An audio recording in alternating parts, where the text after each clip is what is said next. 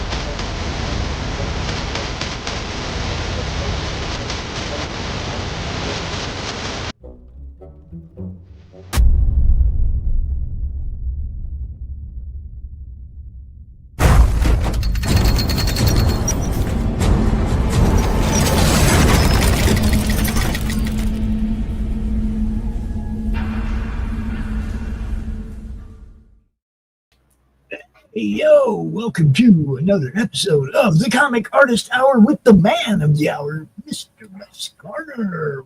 Hey, folks. Here we be. It's another Wednesday, and today I am finishing out inks on a big 2-page spread from issue number 3 of Oz, A Nightmare in Emerald. So this will be some fun stuff to get into. There's just these 2 panels left. It's a close-up zooming in as this sigil is kind of seared into Dorothy's cheek. So I'm going to get in here and get into that and probably talk a little bit about life and holidays and all this kind of stuff, because it is that time of year, and you know that's always a thing. Well, let me just say I'm glad to see that you're feeling better, my friend. Oh yeah, man. Me too. This the last couple weeks have been kind of rough. I had real bad flu, and had to bail. So it's not something I'm real. I don't consider it bailing. I told you I don't consider it bailing. It's like, look, you did 81 episodes. I think you missed once because of prior engagement somewhere else. Out of all that time, right? You want to take the day off for a holiday or birthday or any of that, dude? You're golden. You show up every week, do your thing, and I appreciate that. So, Oh man, well, I try to keep my commitments. That's for sure. Oof, my nose is itching. Yeah. I didn't close that off properly. There we go. So we'll just turn on refer multiple, and then that will grab what I need right there. For myself, we're having one of them really weird days where the snow is melting, but it's snowing. I actually wish it were still snowing here.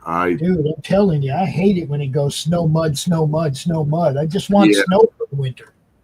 It's like just snow and get it over with. For me, whenever it's cold, whenever it's cold, if it's cold and there's no snow, it doesn't make sense to me.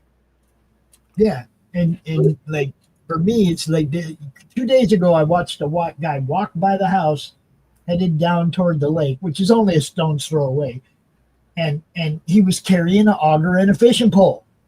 Okay, he was headed out onto the ice. Now today it's melting, and I'm wondering, are we going to have another winter with no ice on the lake?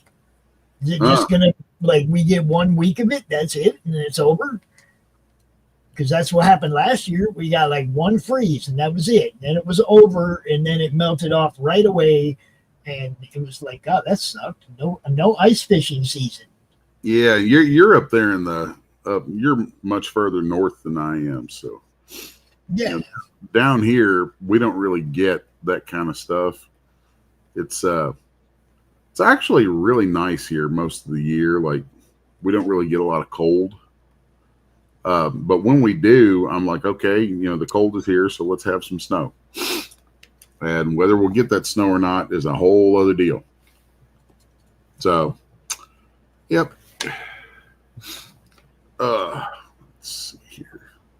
So I need to get in here and do my inks on Dorothy on this panel. I was hoping we had gotten like a foot, right? And the lake froze over, and I was hoping that we had enough of a base down that we'd actually have snow all winter. But if it starts melting off, then we're gonna have snow, then mud, which the dogs, oh my God. Yeah. Oh yeah, dogs are gonna get nasty from that.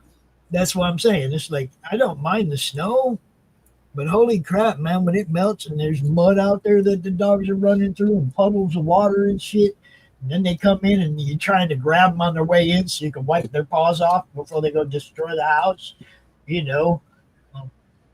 Oh yeah.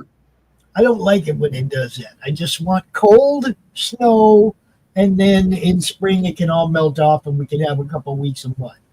Yeah. But not back and forth all winter long like last year. It was horrible. It was horrible. That's how winter is where I come from. Like Eastern Kentucky, it's basically cold and wet, and then you might get some snow for a little bit. But typically it's just cold and wet. And that's kind of how it is here, cold and wet. But all across Kentucky, one of the things that we get that's really fun is, so instead of getting snow, a lot of times we'll get this phenomenon where like the temperatures are cold, right? Just cold enough, like if you were to go up into the higher atmosphere, it gets super cold. But then it'll be warmer close to the ground.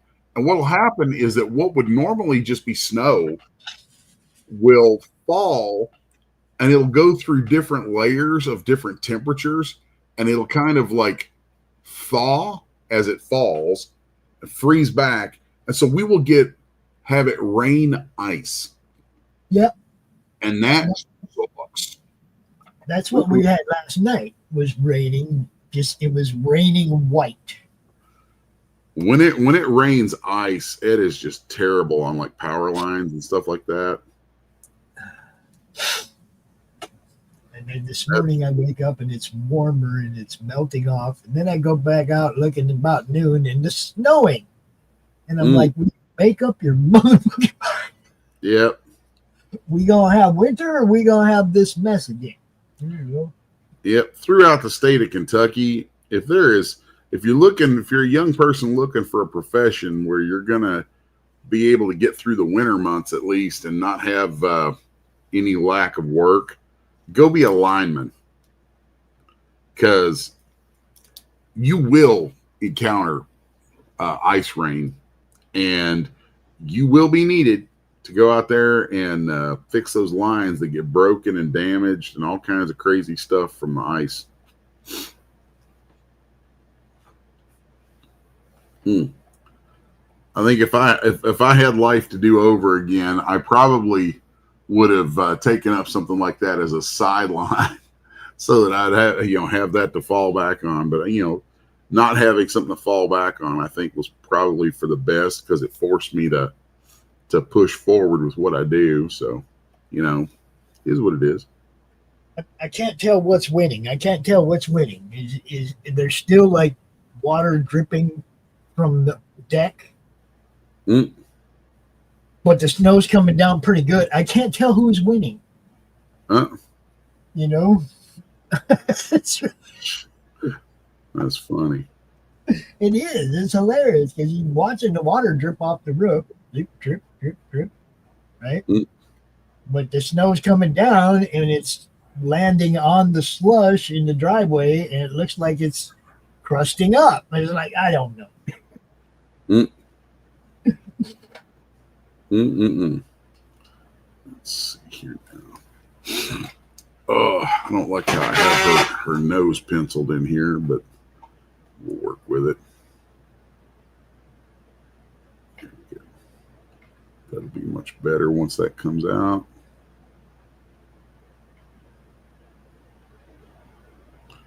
Do do do do do do.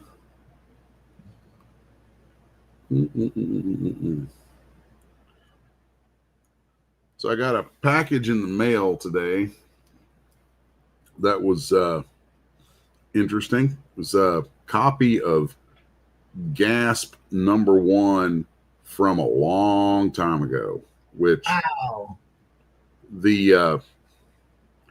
So hopefully anybody watching knows about Gasp, which is the anthology that I'm involved with from Resolute Bliss. And we did the first issue, got the Kickstarter going for that, and wrapped that up, I guess, last week, something like that. Got that all funded, and everything's buttoned up with it, and getting ready to do Gasp #2, get it out the door. So, but it was really interesting seeing what all Rick and the guys had done with Gasp in the past. Like Gasp #1, it had pages in it from Drew Hayes, and like there was Drew Hayes, Don Simpson. Trying to think.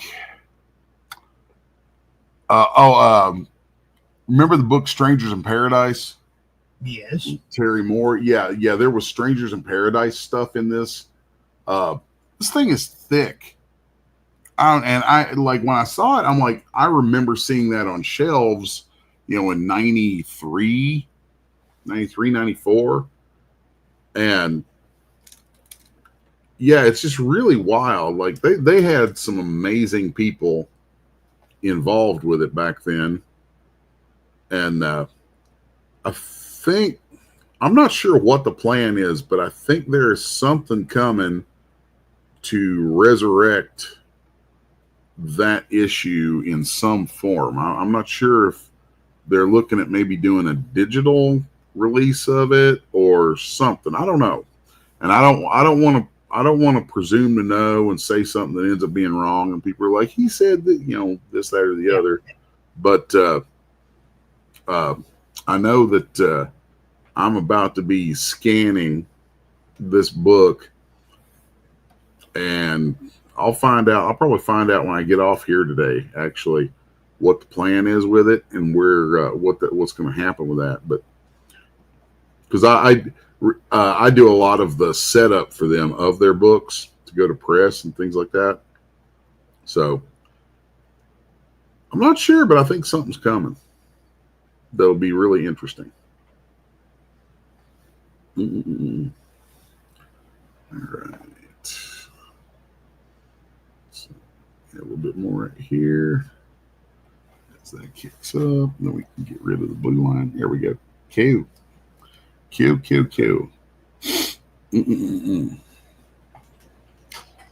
hear one of my dogs out there barking for Mama to let him in. Silly poochies.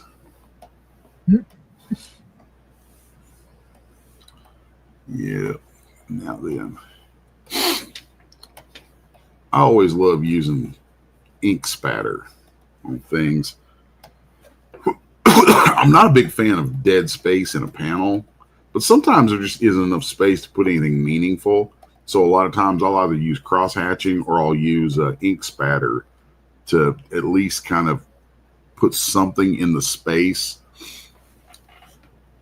And I have this brush that I've made in here that is does a really good job of approximating natural ink spatter. So I like that quite a bit. I see a couple things I need to tweak over here. They're leftovers from something I had forgotten about. All right. So this is an interesting character in the book. It's a character introduced in issue 3 called the Man with the Mirrored Eyes. And he's very suave and debonair and pretty malevolent. So this was an interesting panel to try and work out here, where he's encountering Dorothy for the first time, and you get to see like reflections of her in the shards all over his face, and different expressions in those reflections. So it was a tricksy little panel to do.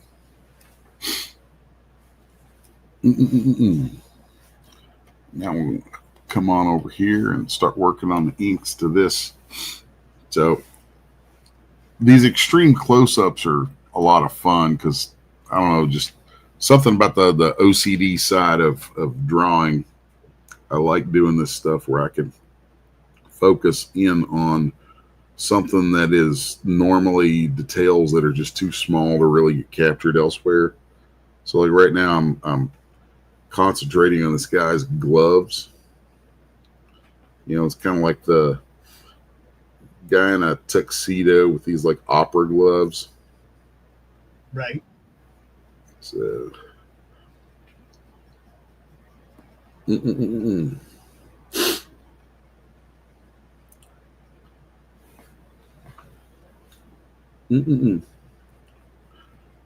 My wife has to go into the doctor, which I almost wasn't able to make it today because I thought that it was going to be today that maybe she had to go, but we were talking and it actually is tomorrow, so that's good. Because I really did not want to have to cancel again. But, she has things that we have to see to pretty regularly. You gotta take care of the fan, bro. Yep. Take care of the fan. That comes before anything else. Oh, absolutely. So, it's this time of year is always kind of weird with stuff like that, and people get to feeling one way or another about it. And I shared something on Facebook earlier today from Rob Rittiano, who if y'all ain't familiar, he's done some work for like Marvel, and I think he's worked for IDW doing stuff on Teenage Mutant Ninja Turtles. And plus he's in the madness on the regular. Ah, cool. Yeah, Rob's cool dude, and he's going through some stuff right now where he really I know some people would blow this off, but it's he's got like some dental issues that are like really bad that need to be dealt with, that are causing him a boatload of pain. And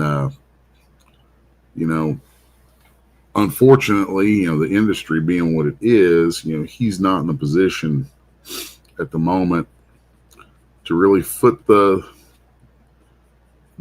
heavy ass costs that come with that kind of stuff. So,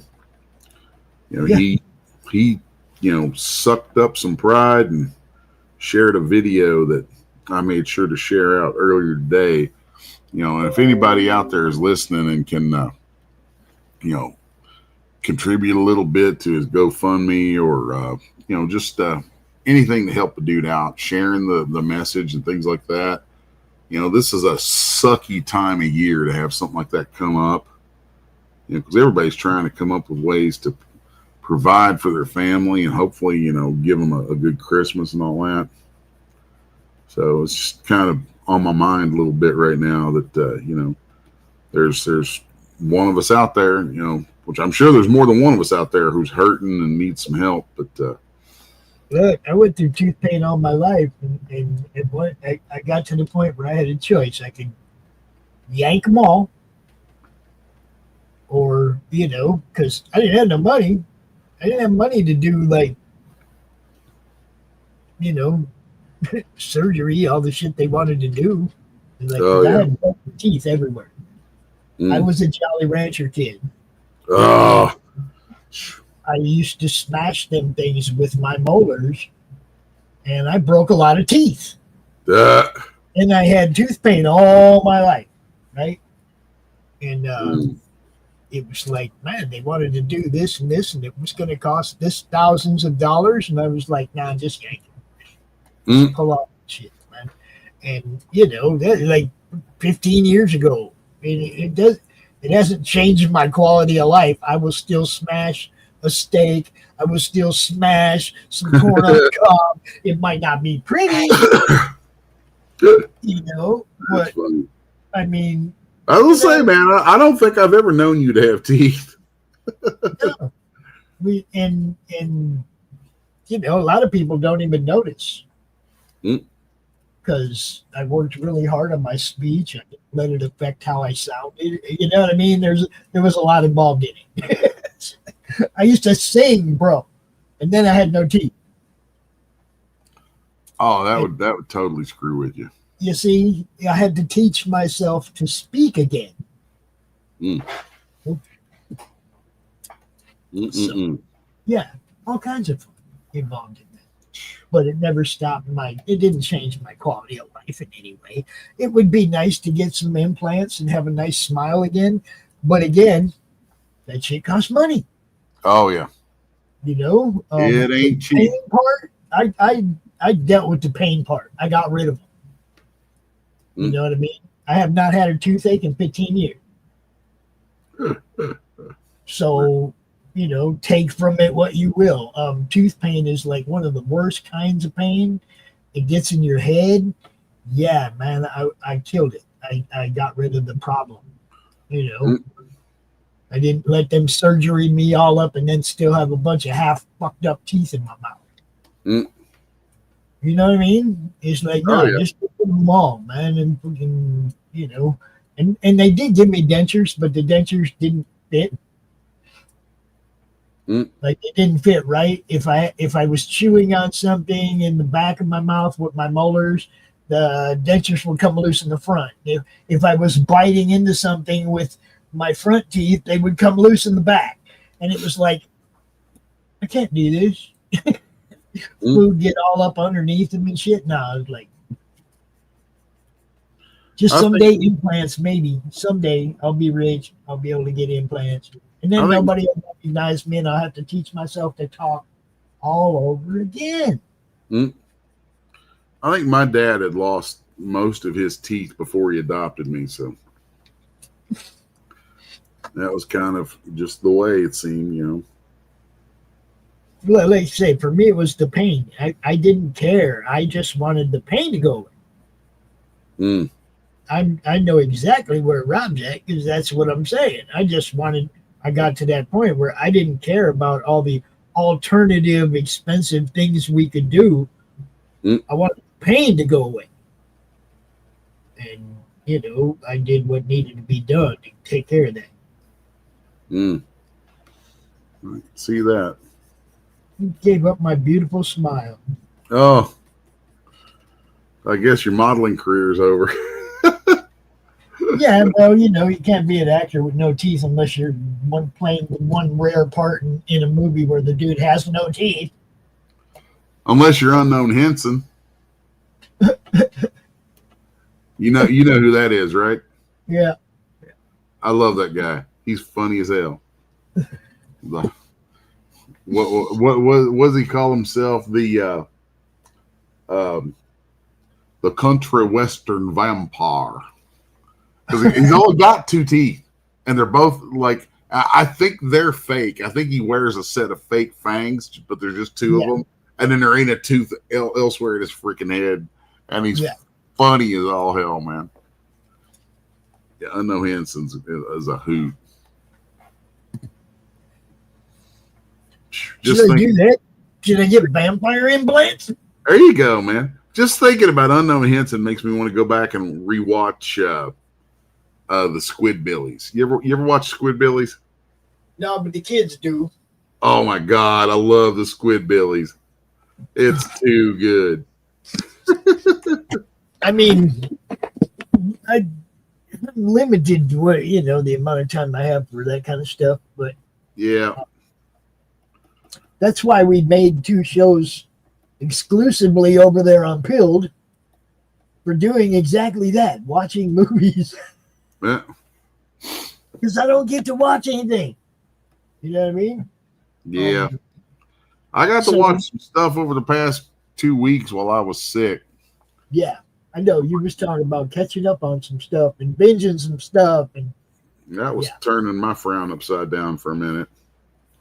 So I actually watched some of the new animated Star Wars stuff. Like there was, I think, was it Tales of the Sith, Tales of the Underworld, and it's all tales of this, that, and the other. Yeah. These Tales new from animated Mos Cantina. And there were actually books. There were actually books with anthologies with short stories about different things. Well, and that's why I picked this out, because I really liked those, and I thought, like, especially Tales from the Underworld, because I know that's something that George wanted to do as like a TV series, and the animated Tales from the Underworld was really good.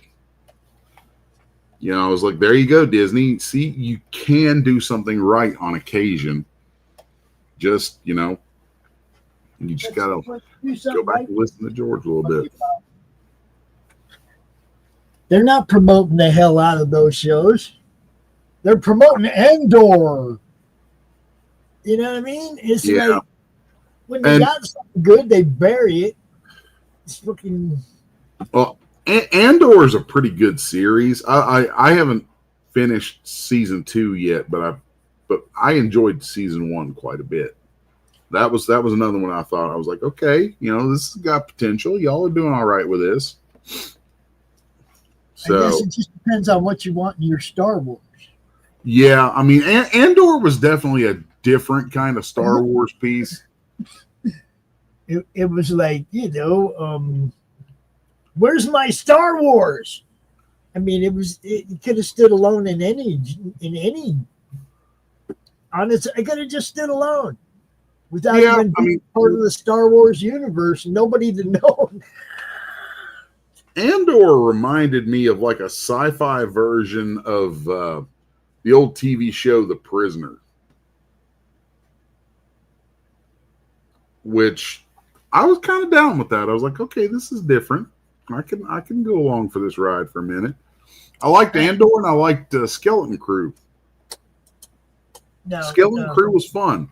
Skeleton Crew was the first new thing they put out in a while with new characters that, well, first it was all new characters. And it was the first thing they've done in a while that had all new characters that, to me, felt like Star Wars. So I was very happy with it. Yeah, I mean, it was basically the Goonies, but I'm like, you know what? That's fine. Stacy is in the chat starting to drop questions. Are you ready, Les? Oh Lord. Okay, hit me with them. What is your favorite your 3 favorite Jack Nicholson performances? My number 1 is him in The Witches of Eastwick. Absolutely. He played one of the best, versions of the devil that I've ever seen. Witches of Eastwick, him as the Joker, that's so iconic, you just can't not mention it. Mm-hmm. And so then it leaves me at a tie probably between either One Flew Over the Cuckoo's Nest and The Shining. I know, huh? There's like 5. Oh, damn. Or Wolf. There's like 5, huh? And you can't pick 3. Yeah. But definitely the first 2 right off the rip are always for me going to be the Joker and the Witches of Eastwick. See, and The Shining goes there too. I mean, those are his 3 fucking biggies, right? But he made other things into big that you didn't even think would be big. Well, that's why I mentioned Wolf. The movie Wolf. It was him with Michelle Pfeiffer and what's the dude's name? Guy played Ultron in the Avengers stuff. I can't remember because I love this guy in the TV show The Blacklist. Really good spy show if you into that sort of stuff.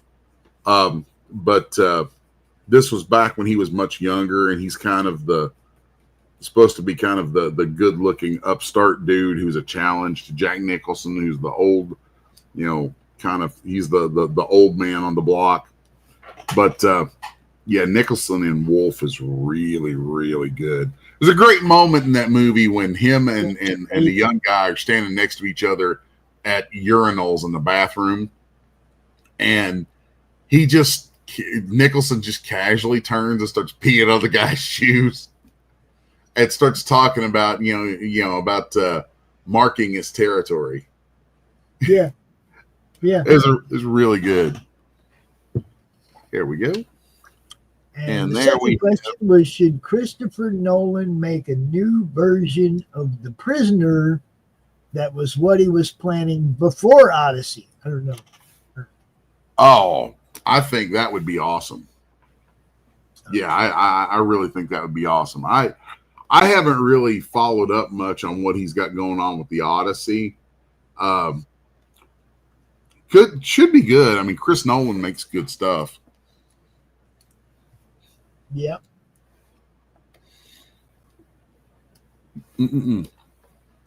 I don't think it's hard to make the case that his Batman movies are, possibly some of the best, comic book to film things ever, even though they don't really pull straight from a single comic and all that. I'm not a purist about that. Some people are like, if you're doing a movie from a comic book character, you need to pull exactly from a particular story or whatever. And I'm very forgiving about that because it's a completely different medium, and I think it's important to work to the strengths of the medium. But his what he gave us with Christian Bale's Batman was just, I'm like, well, anything else that comes along is going to have a hard time messing with that. Oh, I like that better. So I just added a white stroke around these two panels right here to really make them set off from that more. I like that much better. I feel like that opens those up. Quartz Creations over on Twitch said that's detailed. No, that's just less, bro. That's just how he does it, man. That's how I roll. That's just how he does it, man. Yeah. This is a double page spread for the upcoming book. This is from issue 3 of Oz, A Nightmare in Emerald. So issue number 2 should be going into its Kickstarter sometime in the next few weeks. I think we're going to run that one through January probably. So we shall see.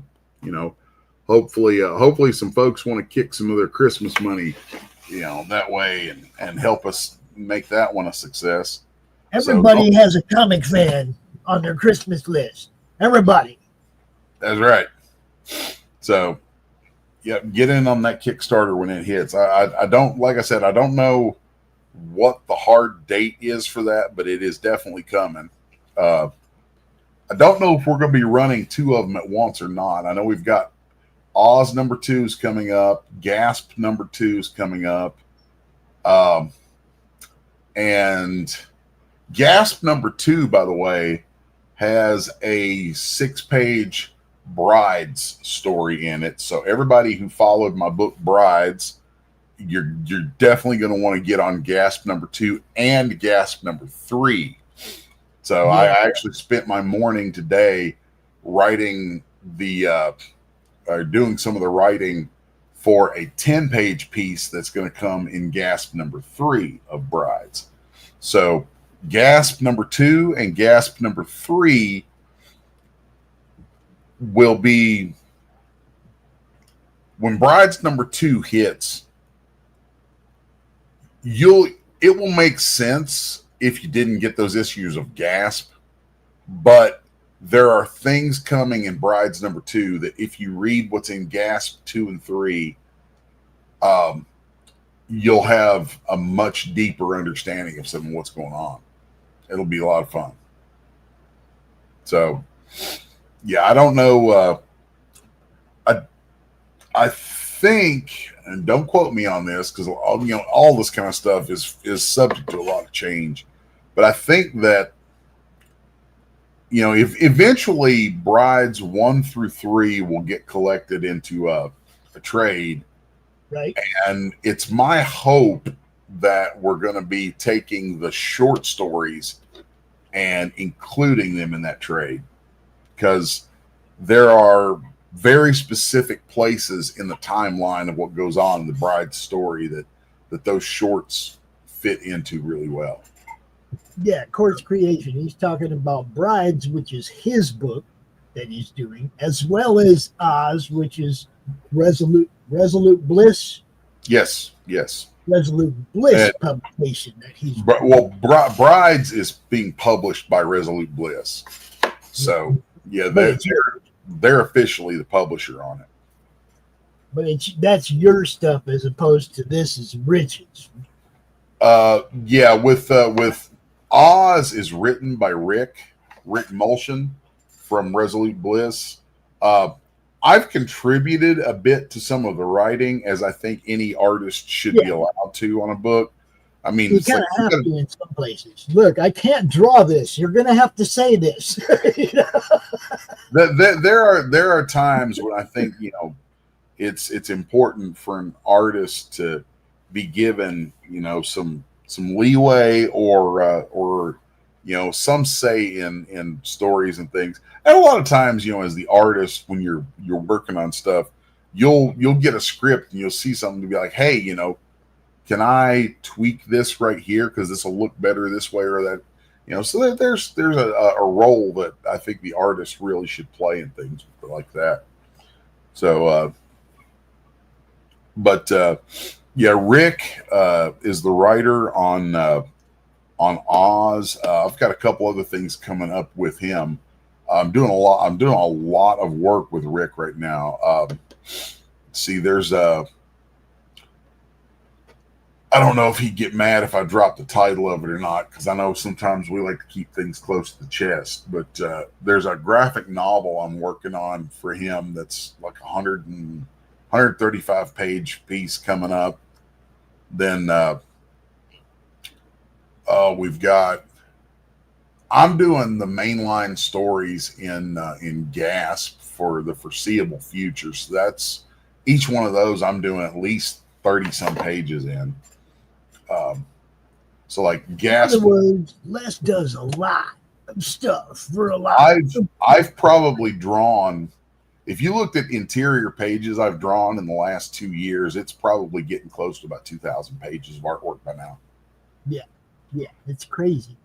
So, Stacy, your questions are getting way too long and specific. Hit me with it. See what's she asking about? Can you see it? Can you read it? Let me switch over where I can see it. Like I said, way too long and specific. See. Acres of movies. Warner Brothers Netflix calls you. They're like, hey, we're making a new logo and they want you to make a 15-second flourish and do the drawings. What Warner Brother characters do you select? Oh, Warner Brothers. Foghorn Leghorn, Porky Pig. Actually, yeah. I like when I think Warner Brothers, the first thing that comes to mind is always Looney Tunes. And even though like my style that you see on my pages and stuff here is not super cartoony, I tend to be very hard realism with comics. I actually love cartooning, and I would absolutely lean. I think Warner Brothers should lean into and bring back Looney Tunes. That stuff is just classic. Looney Tunes is probably the greatest gateway drug to classical music for people too. It was serious. Seriously, no doubt. Man, there was a whole bunch of it. Thanks from Stacy. Let's see. Quartz Creations asked if I'm dropping two things at the same time. Yeah, that's what we were talking about. That's why I Yeah. wanted to go into all the different stuff you're actually working on right now. Not just two, really. I mean, there's every time you turn around, something less is working on dropping. You know. Yeah. Right now, I'm working on obviously Oz number 3 that you're seeing right here. There's Oz number 3, Gasp number 2. The 30-page story that it is already finished. Which, so one of the things with Gasp that's really neat and is a fun exercise for me is each issue of Gasp is getting one long form story that's like 24 to 30 pages, and then it'll get a bunch of other short stories put in it. Well, that long form story, what we're doing right now is they've got contact with a number of different writers who are novelists and short story writers outside of comics. And they're bringing maybe one of their published stories or something that they haven't finished, an idea that's sitting there, because God knows we all have tons of them. And they'll bring a plot treatment or a synopsis or a short story to me, and then I take it and translate it into a comic, into a one-shot comic. And so that's a really wild process. I've got the third one of those coming up to do. I've done 2 of them so far, and the second one, what I have left to do on it is actually on it. I'm also doing the lettering on it, and because since it's working from a short story that I was provided, and the way the short story is written, it doesn't have a lot of dialogue in it. So the on-page version of it, I've done a lot of work to adapt it, and then there's going to be some dialogue here and there and some narration, and I'm writing that stuff, but I'll be writing it like pulling bits and bobs here and there from what I was given from the original writer, and then I'll be crafting that stuff to adapt it and keep the spirit of it alive while doing what it needs with dialogue and narration. So that's an interesting exercise for me, both as a writer and an artist, because taking something like that and then distilling it into a comic is it's an odd process.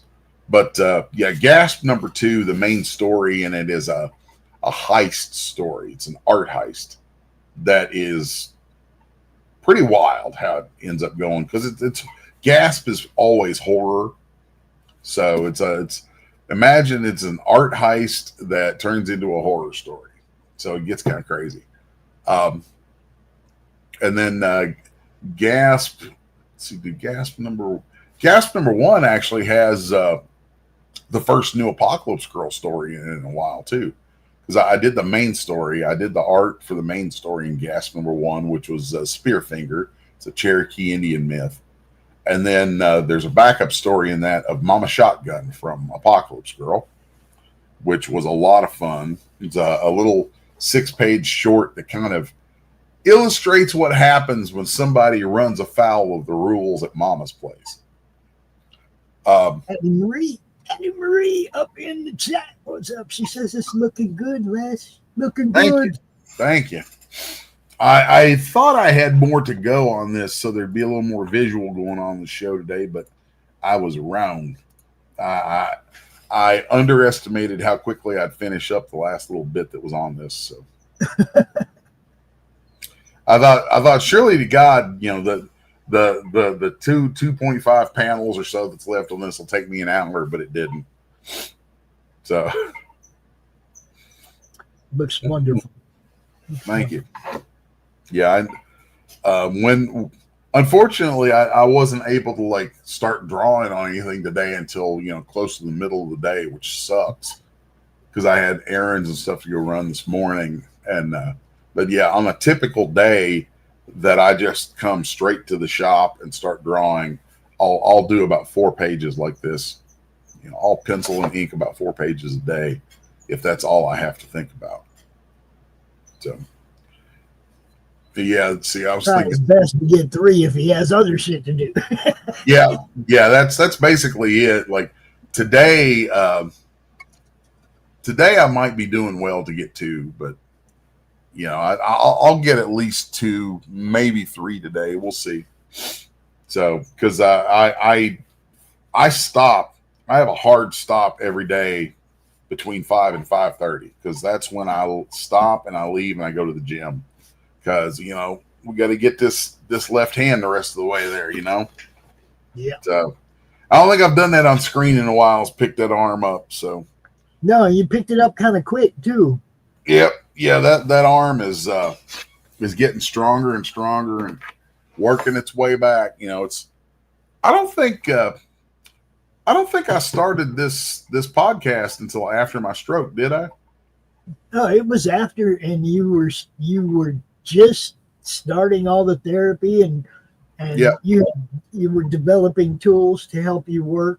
You know, Yeah. like the foot pedals and all that shit. You guys don't even know, man, what this guy's got going on. Yeah, That it's pretty wild.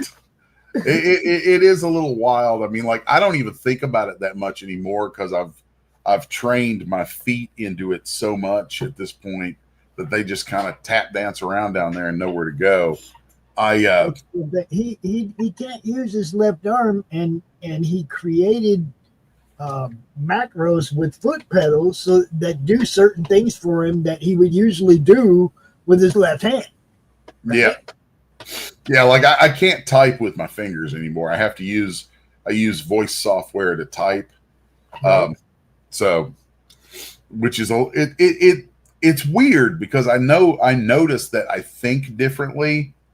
Even if I sit and hunt and peck with my right hand, I think differently when I'm writing and speaking through my hands that way. It's a completely different train of thought. So it's made things. It's freaking weird. It's really weird how different things can be. But you know, I still belting stuff out. So I'm doing what I can. It's the end of the year, and some of y'all don't know, but Les had a stroke a while back, and they took him to the hospital. And he told the nurse, "Hey, quit joggling me around so much. I'm trying to get some art done." Right? I was doing page layouts for Homestead on my iPad, and I look at the nurse and I'm like, "Ma'am, can you try not shake me so much?" She's like, "What are you doing?" I was like, "Well, I'm trying to work here. Somebody's got to pay for this crap." Yeah, it's pretty funny. But actually, it was most excellent. And I don't know if you know or not, but I received my copy of Homestead by going to the Grand Rapids Comic Con and getting it directly from Dirk and getting it signed. And nice. Now I'm sitting here trying to find it, and I have no idea where it is. Yeah, you'll have to send that my way sometime so you can get mine on it too. Well, I plan on, we're going to do something at some point where we end up at a con together because the first opportunity that comes my way to get set up at a table and broadcast for a weekend, you'll be one of our featured artists at the Madness table. No doubt. Oh, that'd be great, man. You know, well, there's a few shows that I've got coming up next year that, like I don't remember all. I'm terrible about my scheduling. I have an assistant who helps me with that stuff. Alongside my wife, you know, between my wife, it literally takes 2 ladies to keep me going in the right direction. It takes my wife and my assistant Ashley, so they're great. I know for a fact I'll be at Heroes Con this year. right? Then see, I know I'll be at Heroes Con. I'll be at FrankenCon in Knoxville, Tennessee. And boy, we have some cool stuff coming up for FrankenCon. That's going to be a blast. then I'll be at CreepyCon. It's another horror show in Tennessee. So I know those 3 are set, and I'm sure there will be others getting lined up. I've actually dialed back how many shows I do. I try to, for a while there, coming out of the stroke and out of the hospital, there was a hot minute where I was doing probably a show every 4 to 6 weeks. And that was crazy. Like that was just nuts.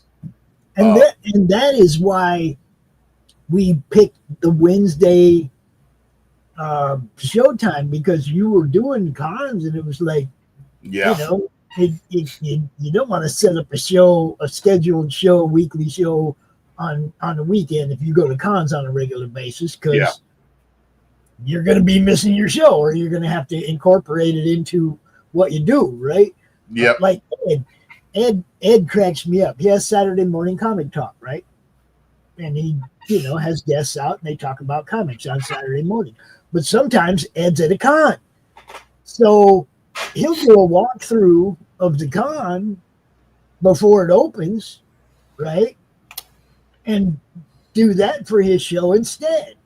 It's like, switch. That's actually not a bad idea. No, it's a great idea. That's what I say. I love that he does it. I wish we had more con footage. That's why when I go to the con, I do that. But I'm trying to talk to Mark about setting us up with a booth where we can broadcast, have a couple of our people come up, people like you, a couple of our people come up and hang out and draw or whatever, and do interviews with people and talk to fans and broadcast all weekend. Oh, yeah. Have somebody walking the floor and have a camera set up at the booth, and we can do interviews with people right there, or we got somebody out there on the floor talking to cosplayers, doing all that, right? Doing all that. That's what I want to cover a Comic-Con, not just be there. And I want to have a couple of my people there so they can sell books, right? Oh, yeah. Set up a table, make some money, everybody happy. Madness grows, just like that. Oh, yeah. I like doing shows, but it's funny. Like, the reason that I'm not doing as many has nothing to do with my health, actually, because I'm doing really well, getting better all the time.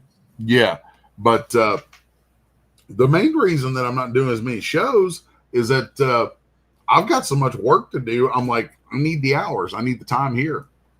I need the time in the shop. Yeah. Working. That's what you're supposed to do. And a little something for everybody. I got a little something to show everybody. That means I got to take over for a minute. Oh, look at that sharp dapper guy. Look at him. Look at that? Look at that guy. Look at him. Let's see what we got here. Woo! Oh, nice. There it is. The con exclusive edition, the convention only exclusive edition, with the cover by our boy Les Garner. Look at that. That's beautiful. Nice. It's beautiful. It's beautiful. It's beautiful art. It's beautiful art. Lots of beautiful art. Oh, and there you go. That red one, man. Everybody's like, how come you didn't make that the cover? Right? Everybody's like, that should have been a cover, Pops. That was the one. Everybody's saying it. So, make that announcement right now. When we make the hardcover version, that red one will be the cover. Nice. Very cool. I'll be looking forward to that. That's one I really was happy with. Man, so my favorite of all of them was the one I did of him with Zach, but but as far as cover worthy, I think the red one was definitely the one that I liked the best. look, everybody's like, Pops, why didn't you do this? Why didn't you do that? Hey, if it was mine, if I was making the call, it would have been Ozzy and Zach, period. Yeah. Right? Because that's my dude, right? That would have been it. That would have been my call. I tried not to be dad when it came to this book. I let it happen, right? It wasn't about me. You see what I'm saying? So I let the publishers make choices. We discussed it. We made some like impromptu choices, like the wraparound cover. You know, I looked at that piece of art by Tony, and I was like, man, that's awesome. But Ozzy's face on the wrong side, right? Oh yeah. And I hit Tony up. I'm like, man, and there was some text on there, you know, and I was like, can we flip that over? Remove that text so I can make a wraparound cover out of that. And he was like, hell yeah, you know. And I was like, good, because I really wanted that for a cover. It's beautiful, man. As a matter of fact, Brad got his. He ordered both. He got the A cover and that one on the Fund My Comic campaign. Oh yeah. He's going to be here on Saturday because we're going down to Hall of Heroes Museum to cover the Toys for Tots event. Guys, Nice. You heard me right. We'll be down there on Saturday covering the Toys for Tots event at the Hall of Heroes Museum in Elkhart, Indiana. It's going to be a blast. It's going to be a good time.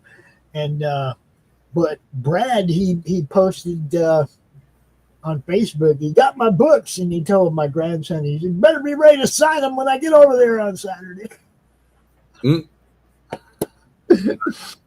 Oh, Isaac, man, he signed a few books now. Les, he's like, you know, Yeah. he's feeling it. He's feeling it. That's funny. He come at me with another drawing the other day for an upcoming book we're considering doing, which I would not again announce ahead of time. We will just let that one develop as it does. You know, I think Addie's going to be in charge of that one, but you'll probably want to be involved in that one too. We'll talk about it. You know, Cool, man. Oh yeah. And that one we might have a little better grasp of what we're trying to pull off. You know, seeing what works with this one. I got you. You know, which platforms work, which ones aren't. You know, seems like, believe it or not, I think we're doing better on Ingram Spark than we are on Amazon. And Amazon, people get appreciated. What is this Spark thing? I'm not. Ingram Spark is like Barnes and Noble. It's like a place where people sell books. Okay. You know, like Amazon. Okay, but I think we're doing better there, and you have to pay for shipping through Ingram Spark. And most people, if you have an Amazon Prime account, you don't even have to pay for shipping. So, people, you can't get it at Amazon with no shipping. It's okay. I won't be mad. Go get it there. I don't care where you get it. Okay. I prefer that you get the wraparound cover. You know, you have to go to Fund My Comic to get that. I prefer you get that because that helps Luke with his platform to grow. We've been a big supporter of Fund My Comic since the beginning. And I finally have something up over there. People can go buy. So, you know, love to support that. And the other thing is the con exclusive. You will only find at Comic-Con. We'll only be selling it to people who actually table up at Comic-Con. Okay, so that one I just showed you, that beautiful cover from Les, you got to find Les at a Comic-Con. You got to find me at a Comic-Con. You got to find one of our people who puts them on their tables, one of our madness people that puts them on their tables so that you make money for it. It's not, you know, it's like you're not paying full price, and then you have to try and figure out how to make money off it. You get it at a good price. You can make money off it, no doubt. So, you know, Oh, forgot to switch my layer there. Look, this dude's starting a new page. Look. Oh, yep. Got to crank them pages, man. That's how it goes. And that is what he does every week. I see over there 30-something media over on Pill checking this out. What's up? He's the one that did that animated Ozzy trailer. Nice. Trailer. Look, here you go. He's the one that did that. It was awesome.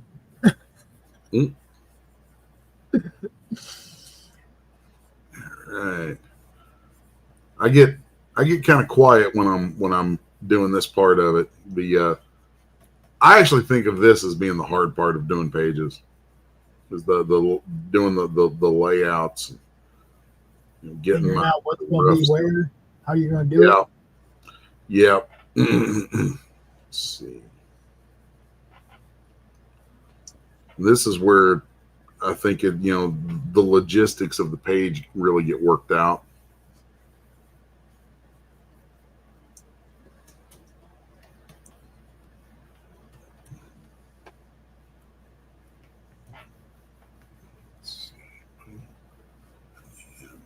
I'm coming in here. So one of the things I enjoy about comics versus like film and animation, which I've worked in both, is that with comics, like with film and animation, whatever the shape and size of your format is, if it's like 16:9 or if it's CinemaScope or whatever, that's the shape you're stuck with for all your imagery. That's just how it is. But with comics, we can play with the shapes of the panels, the sizes of them, and in relationship to each other and all kinds of stuff like that. So that plays a bigger role in actual storytelling than people think about. So I kind of put a lot of thought into that.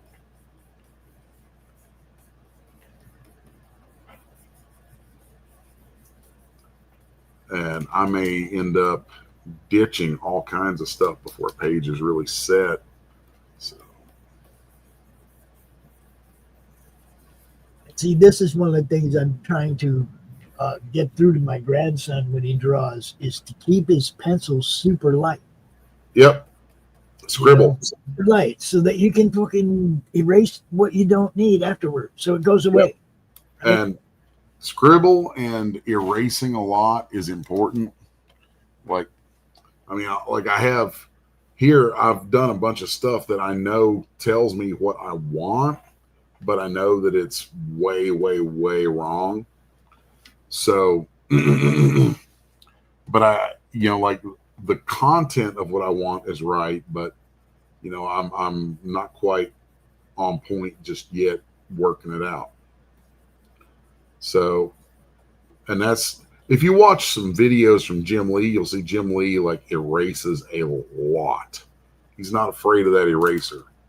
Nope. And I typically work in this blue line, so a lot of times you won't see me erase it all on a page.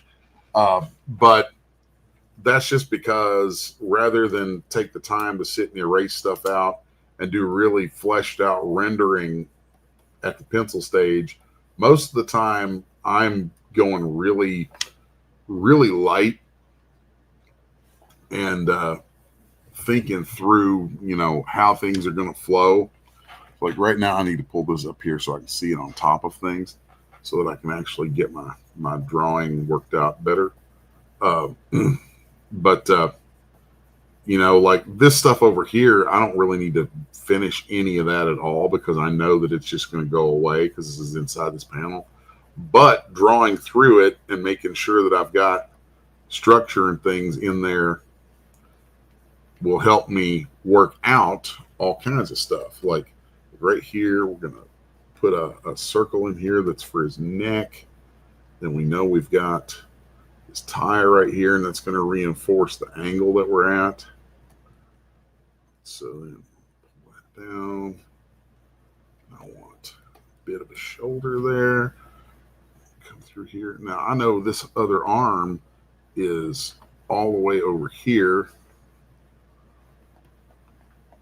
And then it's going to come up here.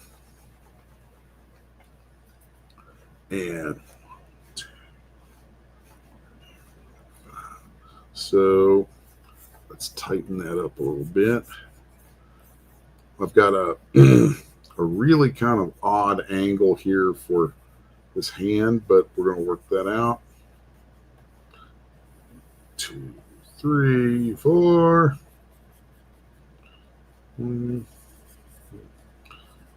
There we go. 1, 2.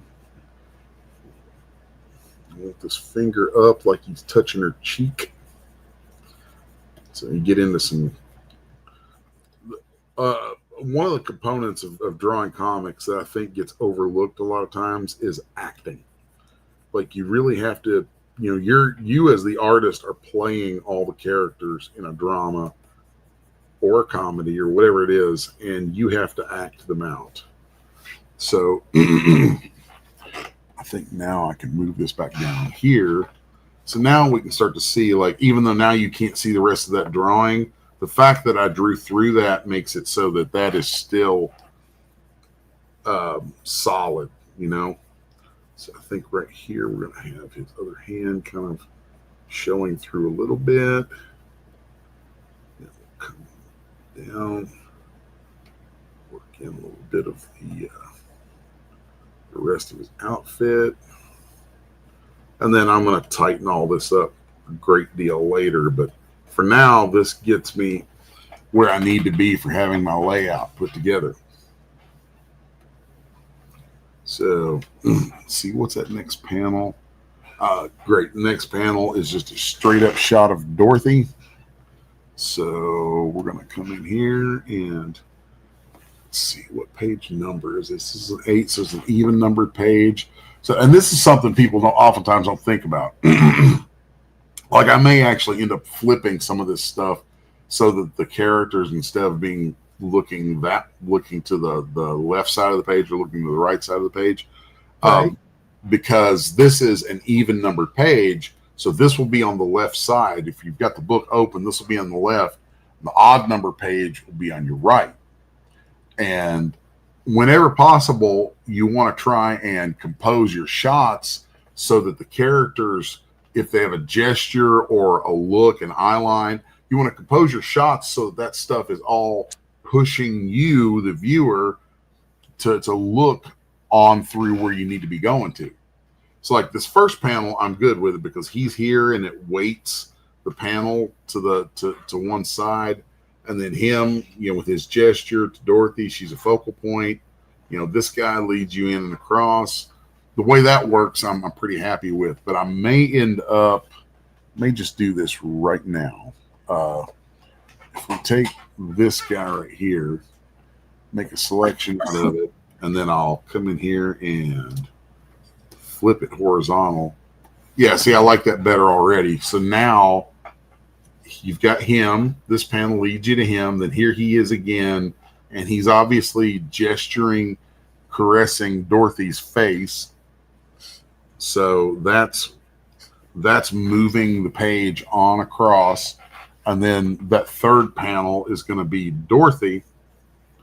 And she has a reaction here that is, she's not at all happy to be getting touched by this guy.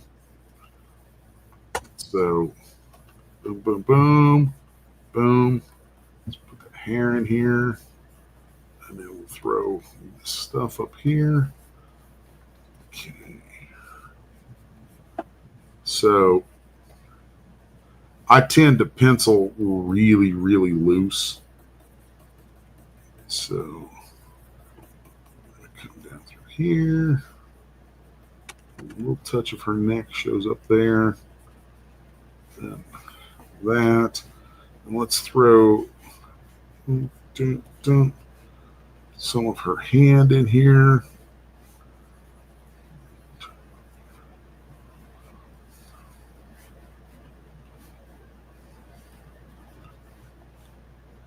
So now I know that that's going to be there, and she's going to have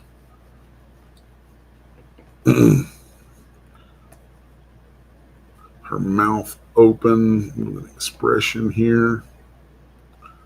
And then there's the little thing that's coming onto her face. And then I'm going to come here, boom, boom, boom. So this is a great angle to work from. One of the harder angles to draw faces from is, from looking up at them. But I find that if you put in a lot of work to get good at it, it always conveys like a great deal of drama.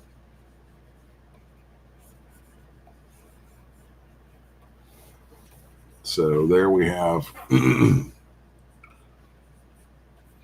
our basic layout for this panel. Start to fill things in.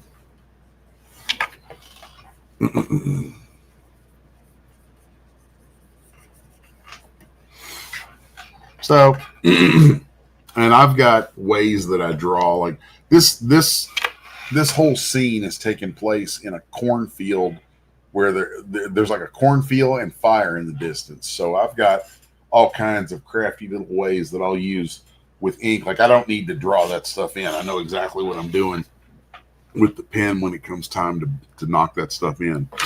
So yeah, there's a layout for another page. And I think that's probably a good place to wrap it up at today. I'm going to take a look over and see if anybody's got any other questions or comments. So yeah, it was pretty much days. We did have more people coming in watching though. Hello to you lurkers. We love you. I see Dash was watching. I see a bunch of people on the Critical Blast X channel are watching. So I appreciate you folks coming on. Hope you enjoyed it. Did I kill it? I think I killed it. No, it came back. There we go. All right, folks.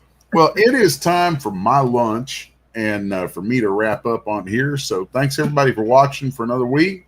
And, we'll catch you next Wednesday where you'll see some more stuff going on. So, yeah. Pops, you want to take us out, man? I surely will. We're going to play this Ozzy trailer. Now, look, guys, you can pick this thing up at Find My Comic. You can pick it up on Ingram Spark. You can pick it up on Amazon. Just call it Goodbye to Romance. Peace. Later, y'all. Ozzy, what are you doing? Come and have a look at this lovely book that was sent over. You're wrapping in the burn. Oh, go on and spit the bat out your mouth. No one can understand you like that. Say how 5 dentists and all. Oh, well, that's not much better. Ozzy, why don't you sing to me? I can always understand you when you sing to me. Fucking my brains. What is this my publisher sent me? Inked in black with art so sweet. So what do you think? Do you like it? Oh, Lord, yeah.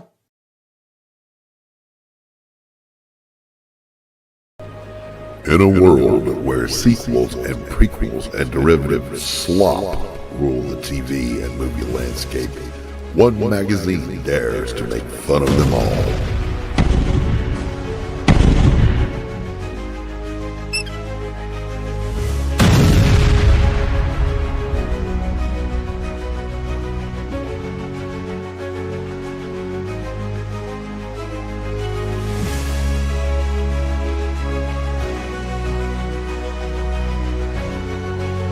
One mag to roast them all.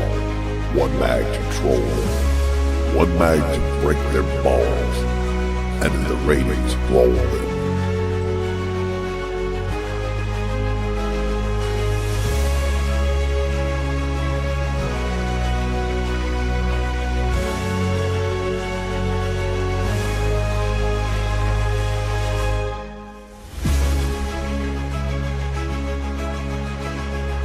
Cut!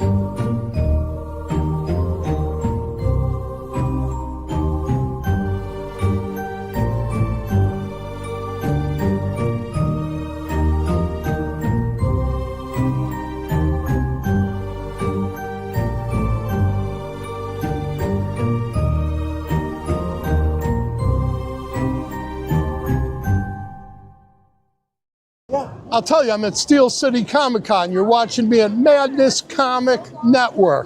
What a crowd. If you missed the live viewing of any Madness Entertainment Group production, you can find all our content on Roku or as a member of this channel. We'll see you next time on the Madness Entertainment Group.